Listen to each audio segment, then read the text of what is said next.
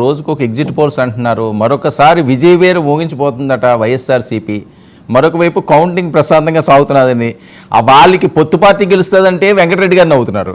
వైసీపీకి మరోసారి అధికారం అంటే మీరు నవ్వుతున్నారు. ఏంటి దీని వెనకాతలు ఉన్న ఆ గూఢార్థం?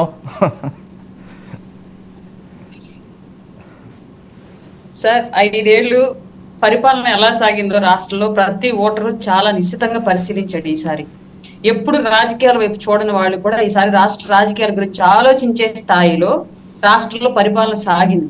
ఆలోచించారు ప్రతి ఒక్కరు కూడా. ఇవాళ మాకు ఇళ్లలో ఎందుకు ఉద్యోగాలు లేవు, మా వీధుల్లో ఎందుకు రోడ్డులు లేవు, మాకెందుకు సరైన టైంకి నీళ్లు రావట్లేదు, కరెంట్ రావటం లేదు, మద్య నిషేధం ఎందుకు జరగలేదు, టైంకి పంట ఎందుకు కొనట్లేదు, అలాగే సమయానికి జీతాలు ఎందుకు పడట్లేదు, విద్యా దీవెన 2 ఏళ్లుగా ఎందుకు పడక మధ్యలో డిస్కంటిన్యూ అయిపోయారు చాలా మంది పిల్లలు. ఇవి అన్ని ప్రతి ఒక్కరు నిశ్చితంగా పరిశీలించారు. దానికి కారణం డే 1 నుంచి కూడా ప్రతిపక్ష పార్టీలుగా ఉన్నటువంటి జనసేన, టీడీపీ ప్రతి విషయాన్ని కూడా ప్రభుత్వం వైపు నుంచి జరుగుతున్న ప్రతి తప్పుని ప్రజల్లో పెట్టి ఎండగట్టారు ఈ ప్రభుత్వాన్ని క్లియర్ గా. అంటే వీళ్ళు చేస్తోంది ఇది తప్పు అని ఇక్కడ క్లియర్ గా ప్రతి సామాన్యుడికి అర్థమయ్యేలాగా ఫైట్ చేశారు ప్రతి విషయంలో కూడా.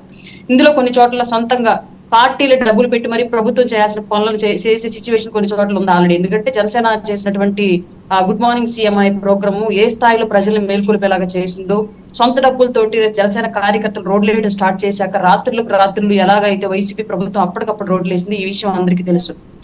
ఇట్లాంటి కార్యక్రమాలు ఎన్నో అలా ఉద్యోగస్తుల కోసం, నిరుద్యోగుల కోసం ఉద్యోగాలు ఇవ్వాలని చెప్పేసి జాబ్ క్యాలెండర్ రాలేదని చెప్పేసి చేసిన ధర్నాలు కానివ్వండి, అలాగే ఉద్యోగులు సిపిఎస్ కోసం చేసినటువంటి ధర్నాలు, ఎప్పుడు లేని విధంగా బ్రిటిష్ వాళ్ళ కాలంలో లాగా తప్పించుకున్న ఉపాధ్యాయులు మారువేషాల్లో పోయి ధర్నాల్లో పాల్గొనాల్సిన సిచ్యువేషన్స్, ఇవన్నీ కూడా రాష్ట్రంలో ప్రతి ఓటరు నిశ్చితంగా పరిశీలించి గమనించాడు. కాబట్టి ఉదయం 7 గంటల నుంచి అర్ధరాత్రి 1 గంట దాకా ఎలక్షన్ సాగితే ఓపిగ్గా నించొని మరి ఓటేసి ఈ ప్రభుత్వం ఈ రాష్ట్రంలో ఇంకా ఉండడానికి వీల్లేదు అని చెప్పేసి తన తీర్పుని భద్రంగా ఈవీఎంలో భద్రపరిచి మరీ వెళ్ళాడు ప్రతి ఓటర్. ఎక్కడ విసుక్కోలేదు, ఎక్కడ నిరాశకు లోనవ్వలేదు. ఎండ పడింది, విపరీతమైన ఎండ కొన్ని ఏరియాలో ఉంటే వర్షం కొన్ని ఏరియాలో పడింది. ఎండకి గాలికి వానికి రాత్రులు కరెంటు పోయినా సరే మళ్ళీ కరెంట్ వచ్చేదాకా కూడా నించొని మరి 1 గంట దాకా తమ ఓటును వేయడానికి ఆ స్థాయిలో నిలబడ్డారంటే గతంలో ఎప్పుడు జరగలేదు ఇట్లాగా. ఈ సంవత్సరం అలా జరిగింది.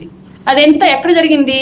ఈ ప్రభుత్వం మీద సామాన్యుడు ఏర్పరచుకున్నటువంటి ఒక అభిప్రాయం ఏదైతే ఉందో ఇంకా ఉండడానికి వీలు లేదు అని భావించాడు కాబట్టి ఒక కసితో నిలబడ్డాడు లైన్లో అప్పటిదాకా. లేదంటే సామాన్యంగా అయితే అభిమానత ఆటైన దాకా ఎప్పుడు నిలబడ్డారు ఓటర్. ఎప్పుడు మేము కాదు ఇంకొకరు వేస్తారులే, పథకాలు మేము తీసుకున్న వాళ్ళందరూ వేస్తారు కదా, నేను ఒక్కదాన్ని అయిపోతే ఏమైతే ఫీలింగ్ లో వెళ్ళిపోయి ఉండేవాళ్ళు. అట్లా జరగకుండా కసిగా నిలబడి ఓటేశారు ఈసారి ఆంధ్ర రాష్ట్ర ఓటర్. కాబట్టి అది క్లియర్ గా, పైగా ఓటర్ ఏం చేశాడంటే ఈసారి ఇదివరకు ఇట్లాగా భయపడలే ఎక్కడ ఓటర్ ఆంధ్ర రాష్ట్రంలో. ఈసారి ఓపెన్ గా చెప్పేశారు, మేము కూటమి కేసేసాం, మేము జనసేన కేసేసాం, మేము టీడీపీ కేసాం, మేము బీజేపీ కేసాం అని చెప్పేసి చాలా చోట్ల అడిగిన ప్రతి ఓటరు బాహాటంగా బయటకు చెప్పుకున్నాడు. అంటే మాకు స్వేచ్ఛ వచ్చింది రాష్ట్రంలో, వైసీపీ ఆల్రెడీ ఇప్పుడు లేదు, election commission under control state ఉంది, సో మేము ఆ భావ ప్రకటన స్వేచ్ఛని ఇప్పుడు ఉపయోగించుకోవచ్చు అని చెప్పేసి ఫీల్ అయిపోయి క్లియర్ గా వాళ్ళ హక్కుని వినియోగించుకున్నది కాక వాళ్ళ వాక్కును బహిర్గతంగా చెప్పారు. చాలా చోట్ల బయాస్డ్ గా చాలా నియోజకవర్గాల్లో కూటమికి ఓటు పోలేదన్న విషయం వైసీపీకి కూడా తెలుసు సార్. ఇందులో ఎలాంటి సందేహం లేదు.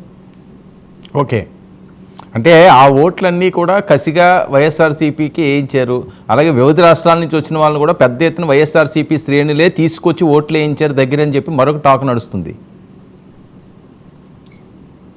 ఏ పార్టీ అయినా సరే వాళ్ళ ఊర్ల నుంచి వలసపోయిన వాళ్ళు ఓటు వేయడానికి వచ్చేటప్పుడు కొన్ని చోట్ల వాళ్ళకి వెహికల్ ఫెసిలిటీ అనేది ఏర్పాటు చేశారు. ఎవరికి అనుకూలంగా ఉన్న క్యాడర్ కి వాళ్ళు ఏర్పాటు చేశారు. అందులో వైసీపీ క్యాడర్ ఉంది, టీడీపీ క్యాడర్ ఉంది, జనసేన క్యాడర్ ఉంది, బీజేపీ క్యాడర్ ఉంది.